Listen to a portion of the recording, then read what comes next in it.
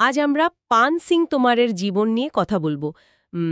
এক আশ্চর্য আর খুব মর্মান্তিক কাহিনী, তাই না? হ্যাঁ, মানে একজন জাতীয় স্তরের খেলোয়াড়, পরে চম্বলের ভয়ঙ্কর ডাকাত। আমাদের কাছে যে তথ্য আছে, মানে ওর জীবনীর উপর ভিত্তি করে, সেখান থেকেই এই আলোচনার সূত্রপাত। ঠিক, আমাদের লক্ষ্য হচ্ছে এই যে পরিবর্তনটা, মানে এই রূপান্তরটা কেন হলো তার কারণ খোঁজা। ভাবুন একবার, যে মানুষটা স্টিপল চেজে, মানে ওই বাধা টপকানো দৌড়, ৭ বার জাতীয় চ্যাম্পিয়ন, হ্যাঁ, ১৯৫৮ এশিয়ান গেমসে ভারতের হয়েও খেলেছেন। সেই লোকটা কিভাবে অপরাধের জগতে চলে এলেন? সেটাই তো প্রশ্ন। মানে শুরুটা তো ছিল দারুণ সাফল্যের, কিন্তু তারপর কি এমন ঘটল? বিশেষ করে কোন অবিচার, কোনো ঘটনা তাকে অস্ত্র ধরতে বাধ্য করল, সেটাই দেখব আমরা। চলুন তাহলে শুরু করা যাক। পান সিং তোমার জন্মেছিলেন যতদূর জানি ১৯৩২ সালে। হ্যাঁ, মধ্যপ্রদেশের মোরেনা জেলার ভিদৌসা গ্রামে। আর্মিতে যোগ দেওয়ার পরেই কিন্তু তার খেলার প্রতিভাটা সামনে আসে। আচ্ছা, আর সেখান থেকেই স্টিপল চেজ? একদম, ৭ বারের ন্যাশনাল চ্যাম্পিয়ন, কম কথা নয়। আর ওই যে বললেন ১৯৫৮ টোকিও এশিয়ান গেমস, সেখানেও দেশের প্রতিনিধিত্ব করেছিলেন। ঠিক, কিন্তু রিটায়ারমেন্টের পর যখন গ্রামে ফিরলেন, তখন থেকেই জীবনের মোড়টা ঘুরতে শুরু করল। ওই জমি জমার ব্যাপারটা, চাচাতো ভাইদের সাথে। হ্যাঁ, পৈতৃক জমি নিয়ে ঝামেলা, আর সেটা ক্রমশ বাড়তে থাকে। অভিযোগ ছিল যে পুলিশ প্রশাসন একেবারেই চুপ ছিল, নিষ্ক্রিয়, বা হয়তো দুর্নীতিও ছিল। সেরকমই শোনা যায়। কিন্তু সাধারণ একটা জমি বিবাদ থেকে এতটা? সেটাই তো ভাবছি, কি এমন ঘটল যে? আসলে বারবার বলেও যখন কোনো লাভ হলো না, বিচার পেলেন না, তখন পরিস্থিতি হাতের বাইরে চলে যায়। আর সবচেয়ে খারাপ ঘটনাটা ঘটল ১৯৬৮ সালে। কি হয়েছিল? ওন পরিবারের ওপর হামলা হয়, আর সেই আক্রমণে উন মা মারা যান। ওহ, বলেন কি? হ্যাঁ, এই চরম আঘাত আর বিচার না পাওয়ার যে তীব্র হতাশা, মনে হয়েছিল যেন সবাই বিশ্বাসঘাতকতা করছে। সেখান থেকেই অস্ত্র হাতে তুলে নেওয়া, প্রতিশোধ। ঠিক, একেবারে অন্য পথে চলে গেলেন, চম্বলের গিরিখাতে। আর সেখানেই নিজের দল তৈরি করলেন। হ্যাঁ, আর তার যে আর্মির ট্রেনিং ছিল, ওই গেরিলা যুদ্ধের কৌশল, কঠিন পরিস্থিতিতে টিকে থাকা, সেই অভিজ্ঞতাটা ডাকাত হিসাবে কাজে লাগালেন। খুব ভালোভাবে। এই কারণেই তো পুলিশ সহজে তার নাগাল পেত না। চম্বলের ওই দুর্গম এলাকাতেও তিনি দিব্যি ঘুরে বেড়াতেন।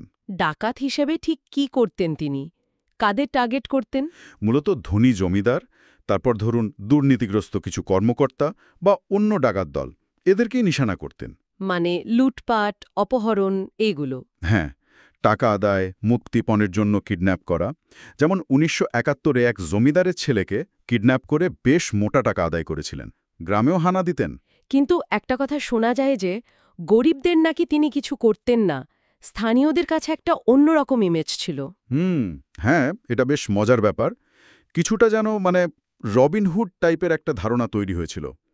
কারণ বলা হয় তিনি সাধারণ গরিব মানুষকে সেভাবে উত্ত্যক্ত করতেন না। এমনকি মহিলা বা শিশুদেরও নাকি ক্ষতি করতেন না। হ্যাঁ, এটাও তার একটা অলিখিত নিয়ম ছিল বলে শোনা যায়। কিন্তু দেখুন, এই ভালো মানুষের ছবির পাশেই কিন্তু ভয়ঙ্কর অপরাধের তালিকাটাও লম্বা। প্রায় ২০টার বেশি সিরিয়াস কেস ছিল বলছিলেন। খুন, পুলিশের ওপর হামলা। একদম। সুতরাং ব্যাপারটা এত সরল নয়। একদিকে নির্মম ডাকাত, অন্যদিকে কিছুটা হলেও স্থানীয় সমর্থন। এ কারণেই কি এতদিন ধরে ধরা পড়েননি? ওই এলাকার ভূগোল আর লোকাল সাপোর্ট? অনেকটাই তাই। চম্বলের ওই খাদ, ওই গিরিখাতগুলো হাতের তালুর মতো চিনতেন। কিন্তু শেষ রক্ষা হয়নি। কিভাবে ধরা পড়লেন? ১৯৮১ সাল, নিজের দলেরই একজন বিশ্বাসঘাতকতা করে। হ্যাঁ, তারই দেওয়া তথ্যের ভিত্তিতে পুলিশ রাথিয়ানকাপোরা গ্রামে পুরো জায়গাটা ঘিরে ফেলে। আর সেখানেই এনকাউন্টারে? হ্যাঁ, এনকাউন্টারে মারা যান। বয়স তখন ৪৯। অনেকে বলেন পানসিংয়ের মৃত্যুর সাথে সাথেই চম্বলের ডাকাতদের যে একটা বড় যুগ ছিল, সেটারও যেন শেষ হলো। এই জীবন নিয়েই তো পরে সিনেমা হলো পান সিং তোমার। বেশ হিট করেছিল। হ্যাঁ, ইরফান খান ছিলেন। দারুণ অভিনয়। আর ছবিটা কিন্তু একটা বড় প্রশ্ন তুলেছিল। কি প্রশ্ন? ওই যে সিস্টেমের ব্যর্থতা, প্রশাসন, বিচার ব্যবস্থা, এদের অবহেলা কিভাবে একজন প্রতিভাবান খেলোয়াড়কে ঠেলে দিতে পারে অপরাধের দিকে। সত্যি তাই। পান সিং তোমারের জীবনটা দেখলে মনে হয় একদিকে ব্যক্তিগত ট্র্যাজেডি, অন্যদিকে সিস্টেমের ব্যর্থতা। আর তার ফলস্বরূপ এক বিদ্রোহ।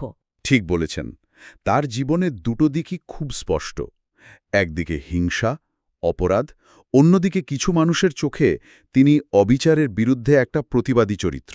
এই দ্বৈত সত্তা, এটাই হয়তো তার জীবনের মূল কথা।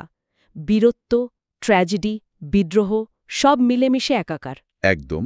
আর এই পুরো কাহিনীটা আমাদের কোথায় যেন দাঁড় করিয়ে দেয়, ভাবতে বাধ্য করে। কি নিয়ে ভাবতে বাধ্য করে? এই যে একজন মানুষের জীবন, তার চারপাশের পরিস্থিতি, দেশের আইনকানুন, সমাজ, এগুলো কতটা প্রভাব ফেলে, কতটা নিয়ন্ত্রণ করে, কিভাবে এই সব কিছু মিলেমিশে গিয়ে জীবনের মোড়টাকে এমন নাটকীয়ভাবে ঘুরিয়ে দেয়।